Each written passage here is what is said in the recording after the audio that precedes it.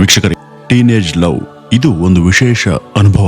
ಇದನ್ನ ಪ್ರತಿಯೊಬ್ಬರು ಕೂಡ ತಮ್ಮ ಜೀವನದಲ್ಲಿ ಖಂಡಿತವಾಗಿಯೂ ಎಕ್ಸ್ಪೀರಿಯನ್ಸ್ ಅನ್ನ ಮಾಡಿರ್ತಾರೆ. ಕ್ಲಾಸ್ ನಲ್ಲಿ ಟೀಚರ್ ಪಾಠವನ್ನ ಮಾಡ್ತಿದ್ರೆ ನಿಮ್ಮ ಗಮನ ಬೇರೆ ಕಡೆ ಕಳೆದು ಹೋಗಿರುತ್ತೆ. ನಿಮ್ಮ ಮನಸ್ಸು ಮತ್ತು ಹೃದಯದ ಯೋಚನೆ ಎಲ್ಲ ಕೂಡ ಆ ಒಬ್ಬ ವಿಶೇಷ ವ್ಯಕ್ತಿ ಬಗ್ಗೆನೇ ಇರುತ್ತೆ. ಆ ವಿಶೇಷ ವ್ಯಕ್ತಿಯಿಂದ ಬರುವಂತ ಒಂದು ಮೆಸೇಜ್ ನಿಮ್ಮ ಮೂಡನ್ನೇ ಬದಲಾಯಿಸುತ್ತೆ. ಆ ಒಂದು ಮೆಸೇಜ್ಗಾಗಿ ನೀವು ಬೆಳಗಿಂದ ರಾತ್ರಿವರೆಗೂ ಕಾಯ್ತಿರ್ತೀರ. ಅವರಿಂದ ಬಂದಂತ ಆ ಒಂದು ಮೆಸೇಜ್ ಅನ್ನ ನೋಡಿದ ತಕ್ಷಣ ನಿಮ್ಗೆ ಸಂತೋಷ ಉಕ್ಕಿ ಬರುತ್ತೆ. ಇದನ್ನೇ ಟೀನೇಜ್ ಲವ್ ಸ್ಟೋರಿ ಅಂತ ಕರೀತಾರೆ. ವೀಕ್ಷಕರೇ, ಭಾರತದಲ್ಲಿ ಮಾಡದಂತ ಒಂದು ರಿಸರ್ಚ್ ನ ಪ್ರಕಾರ 80% ಯುವಕರು ಈ ಟೀನೇಜ್ ಲವ್ ನ ಕಾರಣದಿಂದ ತಮ್ಮ ಗುರಿಯನ್ನ ಕಳೆದುಕೊಳ್ತಿದ್ದಾರೆ. ನಾವು ನಮ್ಮ ಜೀವನದಲ್ಲಿ ದೊಡ್ಡ ಸಾಧನೆಯನ್ನ ಮಾಡಬೇಕು ಅನ್ನುವಂತ ಕನಸನ್ನ ಕಂಡಿರೋರು ಈ ಟೀನೇಜ್ ಲವ್ ಸ್ಟೋರಿಯಿಂದ ಅದನ್ನ ಸಾಧಿಸದೆ ಸೋತು ಹೋಗ್ತಿದ್ದಾರೆ. ಇಲ್ಲಿ ಸಾಕಷ್ಟು ಪ್ರಶ್ನೆಗಳು ಹುಟ್ಕೊಳ್ತವೆ. ನಿಜವಾಗಿಯೂ ಈ ಟೀನೇಜ್ ಲವ್ ಸ್ಟೋರಿ ಸರಿನಾ ಅಥವಾ ತಪ್ಪಾ? ಇದು ನಿಜವಾದ ಪ್ರೀತಿನ ಅಥವಾ ಪ್ರೀತಿಯಂತೆ ಕಾಣುವಂತ ಒಂದು ಮಾಯಾ ಜಾಲನ ಅಥವಾ ಸಿಂಪಲ್ ಅಟ್ರಾಕ್ಷನ್?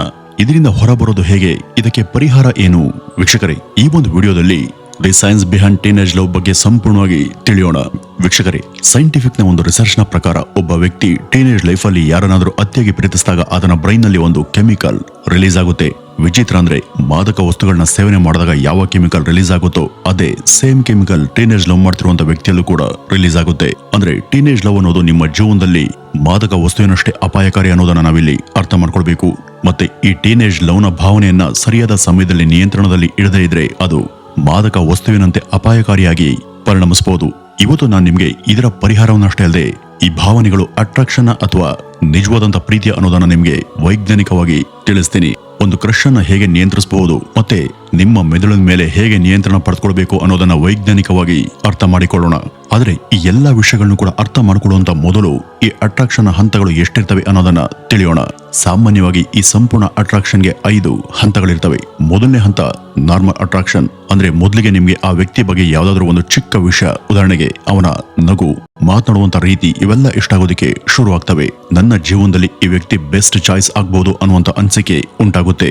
ಇದರ ನಂತರ ಸ್ಟೇಜ್ 2 ಶುರುವಾಗುತ್ತೆ. ಅದೇ ಅಬ್ಸೆಷನ್. ಈ ಒಂದು ಹಂತದಲ್ಲಿ ಎಲ್ಲ ಸ್ವಲ್ಪ ಅಸ್ತವ್ಯಸ್ತ ಆಗೋದಕ್ಕೆ ಶುರುವಾಗುತ್ತೆ. ಅಂದ್ರೆ ಈ ಒಂದು ಹಂತದಲ್ಲಿ ನಿಮ್ಗೆ ಆ ವ್ಯಕ್ತಿ ಮೇಲೆ ಅತಿಯಾದಂತ ಆಸಕ್ತಿ ಹುಟ್ಟುತ್ತೆ. ಆ ವ್ಯಕ್ತಿ ನಿಮ್ಗೆ ದಿನದಿಂದ ದಿನಕ್ಕೆ ಇನ್ನಷ್ಟು ಇಷ್ಟ ಆಗೋದಕ್ಕೆ ಶುರುವಾಗ್ತಾರೆ. ನೀವು ನಿಮ್ಮ ಮೇಲೆ ಸಂಪೂರ್ಣ ಜೀವನವನ್ನೇ ಅವನ ಜೊತೆ ಕಳಿಬೇಕು ಅನ್ನುವಂತ ಆಸೆ ಕೂಡ ಹುಟ್ಟುತ್ತೆ. ನಂತರ ನೀವು ಅವರ ಮೆಸೇಜ್ಗಾಗಿ ಗಂಟೆಗಟ್ಟಲೆ ಫೋನ್ ಅನ್ನ ಹಿಡಿದು ದಿನ ಪೂರ್ತಿ ಕಾಯ್ತಾ ಕೂತಿರ್ತೀರ. ಅವರು ಯಾವಾಗ ಬರ್ತಾರೆ, ಯಾವಾಗ ನನ್ನನ್ನ ಭೇಟಿ ಮಾಡ್ತಾರೆ ಎಂಬ ಆಲೋಚನೆಗಳಲ್ಲಿ ಮುಳುಗಿ ಹೋಗೋದಿಕ್ಕೆ ಶುರು ಮಾಡ್ತೀರಿ. ಇದರ ನಂತರ 3ನೇ ಹಂತ ಶುರುವಾಗುತ್ತೆ. ಅದೇ ಕನೆಕ್ಷನ್. ನೀವು ಇಷ್ಟಪಡುವಂತ ವ್ಯಕ್ತಿಯಿಂದ ಅದೇ ರೀತಿಯಾದಂತ ಪ್ರತಿಕ್ರಿಯೆ ಬಂದ್ರೆ ನಿಮ್ಮ ಮೆದುಳು ಆ ವ್ಯಕ್ತಿ ಕೂಡ ನಾನು ಇಷ್ಟಪಡ್ತಿರೋ ಹಾಗೇನೆ ಅವರು ಕೂಡ ನನ್ನನ್ನ ಇಷ್ಟಪಡ್ತಿದ್ದಾರೆ ಅಂತ ಅರ್ಥ ಮಾಡ್ಕೊಳ್ಳುತ್ತೆ. ಇದರಿಂದ ಇಬ್ಬರ ಮಧ್ಯೆ ಒಂದು ಕನೆಕ್ಷನ್ ಶುರುವಾಗುತ್ತೆ. ಬಹಳ ಸಮಯದ ನಂತರ 4ನೇ ಹಂತ ಶುರುವಾಗುತ್ತೆ. ಅದೇ ದ ರಿಯಾಲಿಟಿ ಚೆಕ್. ಈ ಒಂದು ಹಂತದಲ್ಲಿ ನಿಮ್ಮ ಮೆದುಳಿಗೆ ಕೆಲವೊಂದು ವಿಚಾರಗಳು ಅರ್ಥ ಆಗೋದಕ್ಕೆ ಶುರುವಾಗ್ತವೆ.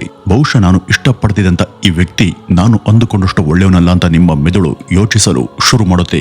ಈ ಒಂದು ಹಂತದಲ್ಲಿ ನೀವು ಇಷ್ಟಪಡ್ತಿದ್ದಂತ ವ್ಯಕ್ತಿಯ ನೆಗೆಟಿವ್ ಮತ್ತು ವ್ಯಕ್ತಿಯ ಗುಣ ಮತ್ತೆ ನಿಜವಾದಂತ ಸತ್ಯ, ಅವರು ಮಾಡುವಂತ ತಪ್ಪುಗಳು ಅರ್ಥ ಆಗೋದಕ್ಕೆ ಶುರುವಾಗ್ತವೆ. ಇದರ ನಂತರ 5ನೇ ಹಂತ ಶುರುವಾಗುತ್ತೆ. ಅದೇ ರಿಜೆಕ್ಷನ್ ಅಥವಾ ಬ್ರೇಕಪ್. ಇದು ಎಲ್ಲಾ ಹಂತಗಳಿಗಿಂತ ಬಹಳ ಅಪಾಯಕಾರಿಯಾದಂತ ಹಂತ. ಏಕೆಂದ್ರೆ ವೈಜ್ಞಾನಿಕವಾಗಿ ಗಮನಿಸುವುದಾದ್ರೆ ಟೀನೇಜ್ ವಯಸ್ಸಿನಲ್ಲಿರುವಂತಹ ಒಬ್ಬ ಸಾಮಾನ್ಯ ಯುವಕ ಅಥವಾ ಯುವತಿ ರಿಜೆಕ್ಷನ್ ಅಥವಾ ಬ್ರೇಕಪ್ ಎಂಬ ಪರಿಸ್ಥಿತಿಯನ್ನ ಎದುರಿಸಿದಾಗ ಅವರು ಮೆಂಟಲಿ ಮತ್ತು ಎಮೋಷನಲ್ ಸಂಪೂರ್ಣವಾಗಿ ಕುಸಿದು ಹೋಗ್ತಾರೆ. ಇದರಿಂದ ಮೆದುಳಿನ ನಿಯಂತ್ರಣ ಮತ್ತು ಸಮತೋಲನ ಎರಡನ್ನೂ ಕೂಡ ಕಳೆದುಕೊಳ್ತಾರೆ. ಮತ್ತೆ ಇದರಿಂದ ಅವರು ತಮ್ಮ ಭವಿಷ್ಯದ ಮೇಲೂ ಕೂಡ ಕಾನ್ಸಂಟ್ರೇಷನ್ ಮಾಡೋದಕ್ಕೆ ಸಾಧ್ಯ ಆಗೋದಿಲ್ಲ. ವೀಕ್ಷಕರೇ, ಈ 5 ಹಂತಗಳಲ್ಲಿ ನೀವು ಯಾವ ಹಂತದಲ್ಲಿ ಇದ್ದೀರಾ ಮತ್ತು ನೀವು ಇದನ್ನೆಲ್ಲ ಫೇಸ್ ಮಾಡಿದಿರಾ ಅನ್ನೋದನ್ನ ಕಮೆಂಟ್ ನ ಮೂಲಕ ತಿಳಿಸಿ. ಇನ್ನು ಇಲ್ಲಿ ಮೂಡುವಂತ ಪ್ರಶ್ನೆ ಏನು ಅಂದ್ರೆ, ಈ 5 ಹಂತಗಳು ಯಾಕೆ ಟೀನೇಜ್ ಗಳಲ್ಲಿ ಹೆಚ್ಚು ಕಾಣಿಸ್ಕೊಳ್ತವೆ ಅನ್ನೋದು. ಒಬ್ಬ ಮೆಚೂರ್ ವ್ಯಕ್ತಿ ಅಂದ್ರೆ ಉದಾಹರಣೆಗೆ 25 ವರ್ಷ ಮೇಲ್ಪಟ್ಟಂತ ವ್ಯಕ್ತಿಗಳಲ್ಲಿ ಯಾಕೆ ಇದು ಕಾಣಿಸ್ಕೊಳ್ಳೋದಿಲ್ಲ? ವೈಜ್ಞಾನಿಕ ಅಧ್ಯಯನ ಪ್ರಕಾರ ಪ್ರತಿ 4ರಲ್ಲಿ 3 ಟೀನೇಜರ್ಗಳು ಈ 5 ಹಂತಗಳನ್ನ ಅನುಭವಿಸಿರ್ತಾರೆ. ಈ 5 ಹಂತಗಳ ಹಿಂದೆ 5 ವೈಜ್ಞಾನಿಕ ಕಾರಣಗಳಿದ್ದಾವೆ. ಅದರಲ್ಲಿ ಮೊದಲ scientific reason developing brain. Teenage ನಲ್ಲಿ ಇರುವಂತ ವ್ಯಕ್ತಿಯ ಬ್ರೈನ್ ಇನ್ನೂ ಕೂಡ ಸರಿಯಾಗಿ ಡೆವಲಪ್ ಆಗಿರೋದಿಲ್ಲ. ಅದು ಡೆವಲಪ್ಮೆಂಟ್ ಹಂತದಲ್ಲಿ ಇರುತ್ತೆ. ಮೆದುಳಿನ ಒಳಗೆ ಒಂದು ಭಾಗ ಇರುತ್ತೆ. ಅದನ್ನ ಪ್ರೀಫ್ರಂಟಲ್ ಕಾರ್ಟೆಕ್ಸ್ ಅಂತ ಕರೆಯಲಾಗುತ್ತೆ. ಇದು ನಿಮ್ಮ ಮೆದುಳಿನ ಥಿಂಕಿಂಗ್ ಪಾರ್ಟ್, ಅಂದ್ರೆ ಯೋಚನೆ ಮಾಡುವಂತ ಭಾಗ. ನೀವು ಯಾವುದೇ ನಿರ್ಧಾರಗಳನ್ನ ತೆಗೆದುಕೊಂಡ್ರು ಕೂಡ ಅದರ ಹಿಂದೆ ಈ ಒಂದು ಮೆದುಳಿನ ಭಾಗನೇ ಕೆಲಸ ಮಾಡ್ತಿರುತ್ತೆ. ಇಲ್ಲಿ ಮುಖ್ಯವಾದಂತ ಸಮಸ್ಯೆ ಏನು ಅಂದ್ರೆ, ಈ ಒಂದು ಸಮಯದಲ್ಲಿ ಪ್ರೀಫ್ರಂಟಲ್ ಕಾರ್ಟೆಕ್ಸ್ ನಿಧಾನವಾಗಿ ಡೆವಲಪ್ಮೆಂಟ್ ಆಗುತ್ತೆ. ಹೀಗಾಗಿ ಯಾರಾದ್ರೂ ನಿಮ್ಗೆ ಸ್ವಲ್ಪ ಬೇಗ ಇಷ್ಟ ಆದ್ರೆ ಆ ವ್ಯಕ್ತಿ ತುಂಬಾ ಒಳ್ಳೆಯವರು ಅಂತ ನಿರ್ಧಾರವನ್ನ ಮಾಡ್ಬಿಡ್ತೀರಾ. ಹೀಗಾಗಿನೇ ಸ್ಟೇಜ್ ನಂಬರ್ 1 ಅಟ್ರಾಕ್ಷನ್ ಶುರುವಾಗುತ್ತೆ. ನಿಮ್ಗೆ ಆ ವ್ಯಕ್ತಿ ತುಂಬಾ ಇಷ್ಟ ಆಗೋದಕ್ಕೆ ಶುರುವಾಗ್ತಾರೆ. ಮತ್ತೆ ಅದೇ ಒಂದು ಸಮಯದಲ್ಲಿ ನಿಮ್ಮ ಮೆದುಳಿನಿಂದ ಕೆಲವು ರಾಸಾಯನಿಕಗಳು ಬಿಡುಗಡೆ ಆಗ್ತವೆ. ಈ ಕೆಮಿಕಲ್ಗಳನ್ನ ನಾವು ಡೋಪಾಮಿನ್ ಅಂತ ಕರಿತೀವಿ. ಈ ಡೋಪಾಮಿನ್ ಕಾರಣದಿಂದಾಗಿ ನಿಮಗೆ ನಿಧಾನವಾಗಿ ಆ ವ್ಯಕ್ತಿ ಮೇಲೆ ಆಸಕ್ತಿ ಶುರುವಾಗುತ್ತೆ. ಇನ್ನು ಸೈಂಟಿಫಿಕ್ ರೀಸನ್ ನಂಬರ್ 2 ಅದು ಎಮೋಷನಲ್ ಬ್ರೈನ್. ಈ ಟೀನೇಜ್ ನ ಸಮಯದಲ್ಲಿ ನಮ್ಮ ಬ್ರೈನ್ ತುಂಬಾ ಎಮೋಷನಲ್ ಆಗಿ ಇರುತ್ತೆ. ನಮ್ಮ ಮೆದುಳು ದೇಹದ ಒಂದು ಭಾಗದಿಂದ ಒಂದು ಹಾರ್ಮೋನ್ ಬಿಡುಗಡೆ ಮಾಡುತ್ತೆ. ಅದನ್ನ ಆಂಡ್ರೆನಲಿನ್ ಹಾರ್ಮೋನ್ ಅಂತ ಕರೀತಾರೆ. ಈ ಒಂದು ಹಾರ್ಮೋನ್ ಏನ್ ಮಾಡುತ್ತೆ ಅಂದ್ರೆ ನಮ್ಮ ಹೃದಯದ ಬಡಿತವನ್ನ ಹೆಚ್ಚಿಸುತ್ತೆ ಮತ್ತೆ ಬ್ಲಡ್ ಪ್ರೆಷರ್ ಅನ್ನ ಹೆಚ್ಚಿಸುತ್ತೆ. ನೀವು ಸಿನಿಮಾಗಳಲ್ಲಿ ನೋಡಿರ್ಬೋದು, ಹೀರೋಗೆ ಒಬ್ಬ ಹುಡುಗಿ ಇಷ್ಟ ಆದಾಗ ಆತನ ಎದೆ ಬಡಿತ ಜೋರಾಗುತ್ತೆ. ಇದನ್ನ ನೀವು ಕೂಡ ಸಿನಿಮಾದಲ್ಲಿ ಚೆನ್ನಾಗೇನೆ ನೋಡಿರ್ತೀರ. ಇದು ವೈಜ್ಞಾನಿಕವಾಗಿ ಸತ್ಯ ಇರೋದ್ರಿಂದ ನಿಮ್ಗೆ ಒಬ್ಬ ವ್ಯಕ್ತಿ ಮೇಲೆ ಅಟ್ರಾಕ್ಷನ್ ಶುರುವಾಗುತ್ತೆ, ಜೊತೆಗೆ ಒಂದು ಬಲವಾದಂತ ಕನೆಕ್ಷನ್ ಕೂಡ ಬೆಳೆಯುತ್ತೆ. ಇನ್ನು ಸೈಂಟಿಫಿಕ್ ರೀಸನ್ ನಂಬರ್ 3 ಅದು ಹಾರ್ಮೋನಲ್ ಚೇಂಜಸ್. ಈ ಟೀನೇಜ್ ನ ಸಮಯದಲ್ಲಿ ದೇಹದಲ್ಲಿ ಹಲವಾರು ಹಾರ್ಮೋನ್ಗಳು ತುಂಬಾ ವೇಗವಾಗಿ, ಉದಾಹರಣೆಗೆ ಹುಡುಗರಲ್ಲಿ ಟೆಸ್ಟೋಸ್ಟೆರಾನ್ ಮತ್ತು ಹುಡುಗಿಯರಲ್ಲಿ ಈಸ್ಟ್ರೋಜನ್. ಈ ಎರಡು ಹಾರ್ಮೋನ್ಗಳ ಪರಿಣಾಮ ಏನು ಅಂದ್ರೆ ಒಬ್ಬ ವ್ಯಕ್ತಿಯ ಮೆದುಳಿನ ಸಾಮರ್ಥ್ಯ ಮತ್ತು ಯೋಚನೆ ಮಾಡುವಂತ ವಿಧಾನನೇ ಸಂಪೂರ್ಣವಾಗಿ ಬದಲಾಗಿ ಹೋಗುತ್ತೆ. ಹೀಗಾಗಿ ನಿಮ್ಗೆ ಯಾರಾದ್ರೂ ಒಳ್ಳೆಯವರು ಅಂತ ಅನ್ಸಿದ್ರೆ ಅವ್ರ ಮೇಲೆ ಅಟ್ರಾಕ್ಷನ್ ಶುರುವಾಗುತ್ತೆ. ಇನ್ನು ಸೈಂಟಿಫಿಕ್ ರೀಸನ್ ನಂಬರ್ 4 ಅದು ಸೆರೋಟೋನಿನ್ ಡೀಪ್. ಈ ಸೆರೋಟೋನಿನ್ ಎಂಬ ಕೆಮಿಕಲ್ ಬಹಳ ಶಕ್ತಿಶಾಲಿ ಮತ್ತು ಅಪಾಯಕಾರಿ. ಇದು ನಿಮ್ಮ ಮೆದುಳಿನ ಫಿಲ್ಟರ್ ಆಗಿ ಕೆಲಸ ಮಾಡುತ್ತೆ ಮತ್ತೆ ಯಾವ್ದು ಸರಿ ಯಾವ್ದು ತಪ್ಪು ಅನ್ನೋದನ್ನ ಈ ಸೆರೋಟೋನಿನ್ ರಾಸಾಯನಿಕ ನಿಮ್ಮ ಮೆದುಳಿಗೆ ತಿಳಿಸುತ್ತೆ. ಆದ್ರೆ ಟೀನೇಜರ್ಸ್ ನಲ್ಲಿ ಈ ಒಂದು ರಾಸಾಯನಿಕದ ಪ್ರಮಾಣ ಸ್ವಲ್ಪ ಕಡಿಮೆ ಇರುತ್ತೆ. ವೀಕ್ಷಕರೇ, ನೀವು ಕೇಳಿರಬಹುದು, ಈ ಟೀನೇಜರ್ಗಳು ಲವ್ ಮಾಡ್ತಿರ್ಬೇಕಾದ್ರೆ ಅವ್ರಿಗೆ ಕೆಲವೊಂದು ವಿಚಾರಗಳು ಮತ್ತು ಅವರು ಮಾಡುವಂತ ಎಲ್ಲಾ ಕೆಲಸಗಳು ಕೂಡ ಸರಿ ಅಂತ ಅನ್ಸುತ್ತೆ. ಆದ್ರೆ ಸಮಯ ಕಳೆದಂತೆ ತಾನು ಮಾಡದಿದ್ದೆಲ್ಲ ತಪ್ಪು ಎಂಬ ಅರಿವು ಅವ್ರಿಗಾಗುತ್ತೆ. ಇನ್ನು 5ನೇ ಮತ್ತು ಕೊನೆಯ ಕಾರಣ, ಯಾರಾದರೂ ರಿಜೆಕ್ಟ್ ಮಾಡಿದಾಗ ಅಥವಾ ಬ್ರೇಕಪ್ ಆದಾಗ ಆ ವ್ಯಕ್ತಿಗೆ ತುಂಬಾ ನೋವಾಗುತ್ತೆ ಮತ್ತೆ ಜೀವನನೇ ಬೇಡ ಎಂಬ ಸ್ಥಿತಿಗೆ ತಲುಪ್ತಾನೆ. ಇದರ ಹಿಂದೆ ಕೂಡ ವೈಜ್ಞಾನಿಕ ಕಾರಣ ಇದೆ. ಒಂದು ಯೂನಿವರ್ಸಿಟಿ ಸಂಶೋಧನೆ ಪ್ರಕಾರ ಒಬ್ಬ ಟೀನೇಜರ್ಗೆ ಬ್ರೇಕಪ್ ಆದಾಗ ಅವನ ಮೆದುಳಿಗೆ ಹೆಚ್ಚು ನೋವಾಗುತ್ತೆ. ಏಕೆಂದ್ರೆ ಒಬ್ಬ ಮೆಚೂರ್ ವ್ಯಕ್ತಿಗಿಂತ 25-30% ಹೆಚ್ಚು ನೋವು ಒಬ್ಬ ಟೀನೇಜರ್ ಅನುಭವಿಸ್ತಾನೆ. ಇನ್ನು ಇಲ್ಲಿ ಮೂಡುವಂತ ಪ್ರಶ್ನೆ ಏನಂದ್ರೆ, ಇವೆಲ್ಲವೂ ಕೂಡ ಮೆದುಳಿನ ಆಟ ಆಗಿದ್ರೆ ನಿಜವಾಗ್ಲೂ ಟೀನೇಜರ್ ಪ್ರೀತಿ ತಪ್ಪ ಅಥವಾ ಸರಿನಾ ಅನ್ನೋದು. ಇದಕ್ಕೂ ಮುಂಚೆ ನಾವು ಒಂದು ವಿಚಾರವನ್ನ ಸರಿಯಾಗಿ ಅರ್ಥ ಮಾಡ್ಕೊಳ್ಬೇಕು. ನಮ್ಗೆ ನಿಜವಾಗ್ಲೂ ಪ್ರೀತಿ ಆಗಿದೆಯಾ ಅಥವಾ ಇದು ಮೆದುಳಿನ ಆಟನ ಅಂತ ಅರ್ಥ ಮಾಡ್ಕೊಳ್ಳೋದು ತುಂಬಾ ಮುಖ್ಯ. ಈ ಒಂದು ವಿಷಯವನ್ನ ನಾವು ಒಂದು ಟೇಬಲ್ ನ ಮೂಲಕ ಅರ್ಥ ಮಾಡಿಕೊಳ್ಳೋಣ. ಈ ಒಂದು ಟೇಬಲ್ ನಲ್ಲಿ ಕೆಲವು ಕಾಲಂಗಳಿವೆ. ಮೊದಲನೇ ಕಾಲಂ ಡ್ಯೂರೇಷನ್. ನೀವು ಇಲ್ಲಿ ಅರ್ಥ ಮಾಡ್ಕೊಳ್ಬೇಕಾಗಿರೋದು ಏನಪ್ಪಾ ಅಂದ್ರೆ ಈ ಒಂದು ಅಟ್ರಾಕ್ಷನ್ ನಿಮ್ಗೆ ಎಷ್ಟು ಸಮಯದಿಂದ ಇದೆ ಅನ್ನೋದು. ಈ ಒಂದು ಅಟ್ರಾಕ್ಷನ್ ಕೇವಲ ವಾರಗಳಿಂದ ಇದೆಯಾ ಅಥವಾ ತಿಂಗಳುಗಳಿಂದ ಇದೆಯಾ ಅಥವಾ ವರ್ಷಾನುಗಟ್ಲೆಯಿಂದ ಅಟ್ರಾಕ್ಷನ್ ಇದೆಯಾ ಅನ್ನೋದನ್ನ ನೀವಿಲ್ಲಿ ಮೊದಲು ಯೋಚಿಸಬೇಕು. ಇದು ಕೇವಲ 1 ವಾರದಿಂದ ಇದ್ರೆ ಇದು ನಿಜವಾಗಿಯೂ ನಿಮ್ಮ ಮೆದುಳಿನ ಆಟ.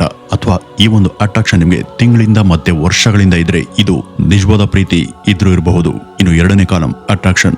ನಿಮ್ಮ ಮುಂದೆ ಇರುವಂತ ಆ ವ್ಯಕ್ತಿಯಲ್ಲಿ ನಿಮ್ಗೆ ಯಾವ ವಿಚಾರ ತುಂಬಾ ಅಟ್ರಾಕ್ಟ್ ಮಾಡುತ್ತೆ, ಅವರ ರೂಪ ನಿಮ್ಗೆ ಆಕರ್ಷಣೆ ಆಗ್ತಿದ್ರೆ ಇದು ನಿಜವಾಗ್ಲೂ ಮೆದುಳಿನ ಆಟ. ಅಥವಾ ಅವರ ವ್ಯಕ್ತಿತ್ವ, ಗುಣ, ನಡವಳಿಕೆಗಳು ನಿಮ್ಗೆ ಆಕರ್ಷಣೆ ಮಾಡ್ತಿದ್ರೆ ಇದು ನಿಜವಾದ ಪ್ರೀತಿ ಇರಬಹುದು. ಇನ್ನು 3ನೇ ಕಾಲಂ ಎಮೋಷನಲ್ ಸ್ಟೇಟ್. ನೀವು ಆ ವ್ಯಕ್ತಿಯ ಜೊತೆ ಇದ್ದಾಗ ನಿಮ್ಮ ಭಾವನೆಗಳು ಹೇಗಿರ್ತವೆ? ನೀವು ಇದ್ದಕ್ಕಿದ್ದಂತೆ ಖುಷಿಯಾಗಿರ್ತೀರಾ ಅಥವಾ ದುಃಖದಲ್ಲಿ ಇರ್ತೀರಾ? ಅಥವಾ ನಿಮ್ಮ ಮನಸ್ಥಿತಿ ಒಂದು ರೋಲರ್ ಕೋಸ್ಟರ್ ಹಾದಿಯಂತಿದೆಯಾ? ಹೀಗಿದ್ರೆ ಇದು ಮೆದುಳಿನ ಆಟ. ನಿಮ್ಮ ಉತ್ತರ ಇಲ್ಲ ಅಂದ್ರೆ ಇದು ನಿಜವಾದ ಪ್ರೀತಿ ಆಗಿರಬಹುದು. ಇನ್ನು ಕೊನೆಯ ಕಾಲಂ ಮೈಂಡ್ ಸೆಟ್. ಮಾತನಾಡುವಂತ ರೀತಿಯ ಬಗ್ಗೆ. ಒಂದ್ ವೇಳೆ ನೀವು ಸೆಲ್ಫ್ ಸೆಂಟರ್ಡ್ ಆಗಿದ್ದೀರಾ ಅಂದ್ರೆ ನೀವು ಅವರನ್ನ ಹೇಗೆ ಮಾತನಾಡಿ ಇಂಪ್ರೆಸ್ ಮಾಡಬೇಕು ಅಥವಾ ಅವರು ನಿಮ್ಮನ್ನ ಹೇಗೆ ಇಂಪ್ರೆಸ್ ಮಾಡಬೇಕು ಅಂತ ನಿಮ್ಮ ಬಗ್ಗೆ ನೀವು ಯೋಚಿಸ್ತಾ ಇದ್ರೆ ಇದು ನಿಜವಾಗ್ಲೂ ನಿಮ್ಮ ಮೆದುಳಿನ ಆಟ. ಒಂದ್ ವೇಳೆ ನೀವು ಇಷ್ಟಪಡುವಂತ ವ್ಯಕ್ತಿ ಸಂತೋಷವಾಗಿರ್ಬೇಕು, ಖುಷಿಯಾಗಿರ್ಬೇಕು ಅಂತ ಯೋಚಿಸಿ ಮಾತನಾಡ್ತಿದ್ದಾರೆ ಅಂದ್ರೆ ಅದು ನಿಜವಾದ ಪ್ರೀತಿ ಇರಬಹುದು. ವೀಕ್ಷಕರೇ, ಇಷ್ಟೆಲ್ಲ ಕೇಳಿದ್ಮೇಲೆ ನಿಮ್ಗೆ ಕ್ರಶ್ ಯಾವುದು, ನಿಜವಾದ ಪ್ರೀತಿ ಯಾವುದು ಅಂತ ಅರ್ಥ ಆಗಿರುತ್ತೆ. ಆದ್ರೆ ಕ್ರಶ್ ಆಗಿರ್ಲಿ, ಲವ್ ಆಗಿರ್ಲಿ ಅಥವಾ ಅಟ್ರಾಕ್ಷನ್ ಆಗಿರ್ಲಿ, ಇದು ನಿಜವಾಗಿಯೂ ನೀವು ಮಾಡ್ತಿರೋದು ಸರಿನಾ ಅಥವಾ ತಪ್ಪಾ ಎಂಬ ಈ ಪ್ರಶ್ನೆಗೆ ಉತ್ತರವನ್ನ ನೀವೇ ಕೊಡಬೇಕು. ನಾನ್ ನಿಮ್ಗೆ 5 ಪ್ರಶ್ನೆಯನ್ನ ಕೇಳ್ತೀನಿ. ಪ್ರತಿಯೊಂದು ಪ್ರಶ್ನೆಗೂ ನಿಮ್ಮ ಉತ್ತರ ಹೌದು ಅಂದ್ರೆ ಅದಕ್ಕೆ ಒಂದೊಂದು ಪಾಯಿಂಟ್ ಅನ್ನ ಕೊಟ್ಕೊಳ್ಳಿ. ಮೊದಲನೇ ಪ್ರಶ್ನೆ, ನೀವು ಒಬ್ಬ ವ್ಯಕ್ತಿಯಿಂದ ಆಕರ್ಷಣೆಗೆ ಒಳಗಾಗ್ತಿದ್ರೆ ನಿಮ್ಮ ಕನಸು ಮತ್ತು ಗುರಿಯನ್ನ ತಲುಪುವಂತ ಮಾರ್ಗವನ್ನ ಮರೆತು ಡಿಸ್ಟ್ರಾಕ್ಟ್ ಆಗ್ತಿದ್ದೀರಾ? ಹೌದು ಅಂದ್ರೆ ನಿಮ್ಗೆ ನೀವೇ ಒಂದು ಪಾಯಿಂಟ್ ಅನ್ನ ಕೊಟ್ಕೊಳ್ಳಿ. ಇನ್ನು 2ನೇ ಪ್ರಶ್ನೆ, ಆ ವ್ಯಕ್ತಿಯಿಂದ ನಿಮ್ಮ ಮೆಸೇಜ್ಗೆ ರಿಪ್ಲೈ ಬಾರದೇ ಇದ್ದಾಗ ನಿಮ್ಮ ಫೋನನ್ನ ಪದೇ ಪದೇ ನೋಡ್ತಿದ್ದೀರಾ ಮತ್ತೆ ದಿನ ಪೂರ್ತಿ ಅವರ ರಿಪ್ಲೈಗಾಗಿ ಕಾಯ್ತಿದ್ದೀರಾ? ಇದಕ್ಕೂ ಹೌದು ಅಥವಾ ಇಲ್ಲ ಅಂತ ಉತ್ತರ ಕೊಟ್ಕೊಳ್ಳಿ.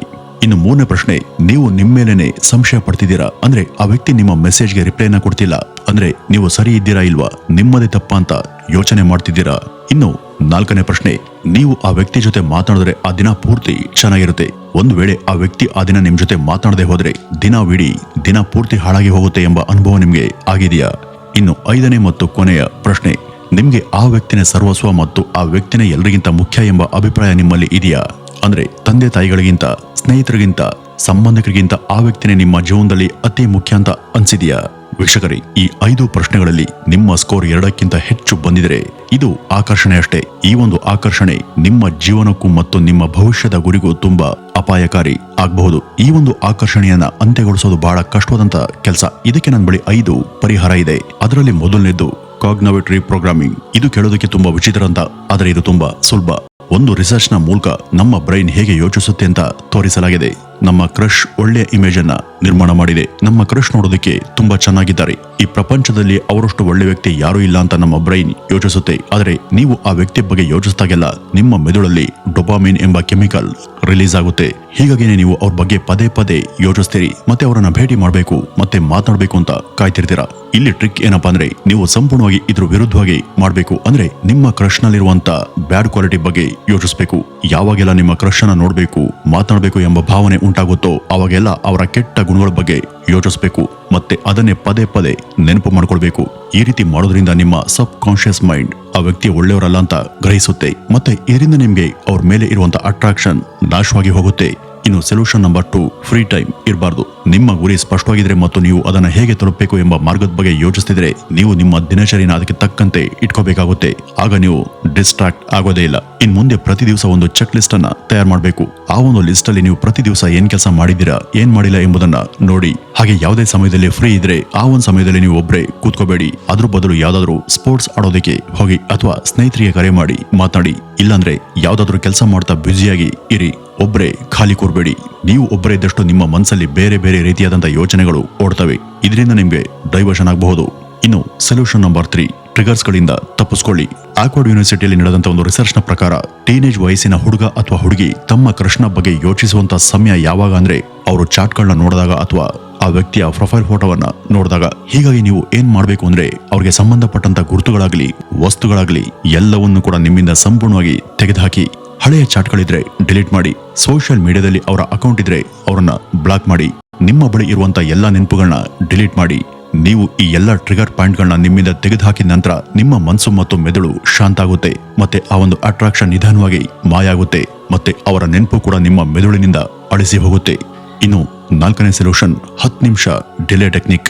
ಯಾವಾಗೆಲ್ಲ ನಿಮ್ಮ ಮೆದುಳು ಆ ವ್ಯಕ್ತಿಯ ಬಗ್ಗೆ ಯೋಚಿಸಿ ಅವ್ರು ಕಳಿಸಿರುವಂತ ಮೆಸೇಜ್ ನೋಡೋಣ ಅಥವಾ ಅವ್ರ ಜೊತೆ ಮಾತನಾಡೋಣ ಅಂತ ಹೇಳಿದಾಗ ನೀವು ನಿಮ್ಮ ಮೆದುಳಿಗೆ 10 ನಿಮಿಷ ಬಿಟ್ಟು ನೋಡೋಣ ಅಂತ ಅಥವಾ ಓದೋಣ ಅಂತ ಅಥವಾ ಬೇರೆ ಯಾವುದೋ ಒಂದು ಕೆಲಸ ಮಾಡೋಣ ಅಂತ 10 ನಿಮಿಷಕ್ಕೆ ಮುಂದೆ ಹೋಗ್ತಾ 10 ನಿಮಿಷ ಮುಂದೂಡ್ತಾ ಹೋಗಿ. ಸೈನ್ಸ್ ನ ಪ್ರಕಾರ ನೀವು ಡಿಸ್ಟ್ರಾಕ್ಷನ್ ಅನ್ನ 10 ನಿಮಿಷ ತಡೆದ್ರೆ ನಿಮ್ಮ ಮೆದುಳು ಅದನ್ನ ಬಿಟ್ಟು ಬೇರೆ ವಿಷಯದ ಕಡೆ ಗಮನ ಹರಿಸೋದಕ್ಕೆ ಶುರು ಮಾಡುತ್ತೆ. ಇದರಿಂದ ನಿಮ್ಮ ಡಿಸ್ಟ್ರಾಕ್ಷನ್ ಮತ್ತು ಅಟ್ರಾಕ್ಷನ್ ಕಡಿಮೆ ಆಗುತ್ತೆ. ನೀವು ನಿಮ್ಮ ಡಿಸ್ಟ್ರಾಕ್ಷನ್ ಅನ್ನ 10 ನಿಮಿಷ ಕಂಟ್ರೋಲ್ ಮಾಡಬಹುದಾದ್ರೆ ಆ ಒಂದು 10 ನಿಮಿಷ ನಂತರ ಅದು ತಾನಾಗಿಯೇ ಆಲ್ಮೋಸ್ಟ್ ಕಡಿಮೆ ಆಗುತ್ತೆ. ಇನ್ನು 5ನೇ ಮತ್ತು ಕೊನೆಯ ಮುಖ್ಯವಾದಂತ ಸೊಲ್ಯೂಷನ್ ಏನಪ್ಪಾ ಅಂದ್ರೆ, ನಿಮ್ಗೆ ಅತಿ ಮುಖ್ಯವಾದುದು ಯಾವುದು? ನಿಮ್ಗೆ ಯಾವಾಗ ಡಿಸ್ಟ್ರಾಕ್ಷನ್ ಆಗುತ್ತೋ ಆವಾಗ ನಿಮ್ಗೆ ನೀವೇನೆ ಪ್ರಶ್ನೆ ಮಾಡ್ಕೊಳ್ಳಿ. ನಿಮ್ಗೆ ಮುಖ್ಯ ಆಗಿರೋದು ಆ ವ್ಯಕ್ತಿನ ಅಥವಾ ಅವ್ರ ಮೆಸೇಜ್ಗಳ ಅಥವಾ ನಿಮ್ಮ ವಿದ್ಯಾಭ್ಯಾಸನ, ನಿಮ್ಮ ಕನಸಿನ ಗುರಿನ, ಭವಿಷ್ಯನ? ಇದರಲ್ಲಿ ಯಾವುದಂತ ನೀವೇ ಪ್ರಶ್ನೆ ಮಾಡ್ಕೊಳ್ಳಿ. ಈ ಒಂದು ಪ್ರಶ್ನೆ ನಿಮ್ಮ ಒಳಗೆ ಬಂದ ತಕ್ಷಣನೇ ನಿಮ್ಮ ಮೆದುಳು ಸರಿಯಾಗಿ ಉತ್ತರಿಸುತ್ತೆ. ನಿಮ್ಮ ಮೆದುಳಿಗೂ ಕೂಡ ಚೆನ್ನಾಗಿನೇ ಗೊತ್ತು ನಿಮ್ಮ ಭವಿಷ್ಯ ಮತ್ತು ಕನಸಿನ ಗುರಿನೇ ನಿಮ್ಗೆ ಮುಖ್ಯ ಅಂತ ಅದು ಉತ್ತರವನ್ನ ಕೊಡುತ್ತೆ. ತಕ್ಷಣ ನಿಮ್ಮ ಗುರಿಯತ್ತ ಗಮನ ಇಟ್ಟು ಡಿಸ್ಟ್ರಾಕ್ಷನ್ ಅನ್ನ ಮರ್ತ್ಬಿಡಿ. ಮೆದುಳಿನ ಆಟವನ್ನ ಮೆದುಳಿನ ಸಹಾಯದಿಂದನೇ ನಿಲ್ಲಿಸ್ಬಿಡಿ. ಮತ್ತೆ ನಿಮ್ಮ ಜೀವನದ ಗುರಿಯತ್ತ ಹಾಗೂ ನಿಮ್ಮ ಭವಿಷ್ಯದತ್ತ ಗಮನ ಕೊಡಿ. ಶುರುವಿನಲ್ಲಿ ಇದು ಸ್ವಲ್ಪ ಕಷ್ಟ ಆಗ್ಬೋದು, ನಂತರ ಎಲ್ಲವೂ ಕೂಡ ಸಲೀಸಾಗಿ ಮುಂದುವರಿಯುತ್ತೆ. ಹಾಗಾಗಿ ಟೀನೇಜ್ ನಲ್ಲಿ ಈ ಲವ್, ಪ್ರೀತಿ, ಪ್ರೇಮ ಇದೆಲ್ಲವನ್ನು ಕೂಡ ಬಿಟ್ಟು ನಿಮ್ಮ ಜೀವನದ ಭವಿಷ್ಯ, ಗುರಿ, ಸಾಧನೆಯತ್ತ ಹೆಜ್ಜೆ ಹಾಕೋದಕ್ಕೆ ಈಗ ನಾನು ಕೊಟ್ಟಂತ ಈ ಎಲ್ಲವನ್ನು ಕೂಡ ಫಾಲೋ ಮಾಡಿ ಅಂತ ಹೇಳ್ತಾ ಇವತ್ತಿನ ಈ ಒಂದು ವಿಡಿಯೋವನ್ನ ಇಲ್ಲಿಗೆ ಮುಗಿಸೋಣ. ಹಾಗೂ ಈ ಒಂದು ವಿಡಿಯೋವನ್ನ ನಿಮ್ಮ ಟೀನೇಜ್ ನ ಸ್ನೇಹಿತರಿಗೆ ಯಾವುದೇ ಕಾರಣಕ್ಕೂ ತಪ್ಪದೆ ಶೇರ್ ಮಾಡಿ. ಏಕೆಂದ್ರೆ ಅವರು ಕೂಡ ಇದರಿಂದ ನರಳುತ್ತಿರಬಹುದು. ಅಂತವರು ಈ ಒಂದು ವಿಡಿಯೋವನ್ನ ನೋಡಿ ಬದಲಾದ್ರೆ ನಾವು ಈ ಒಂದು ವಿಡಿಯೋ ಮಾಡಿದಕ್ಕೂ ಸಾರ್ಥಕ ಆಗುತ್ತೆ. ನಮಸ್ಕಾರ.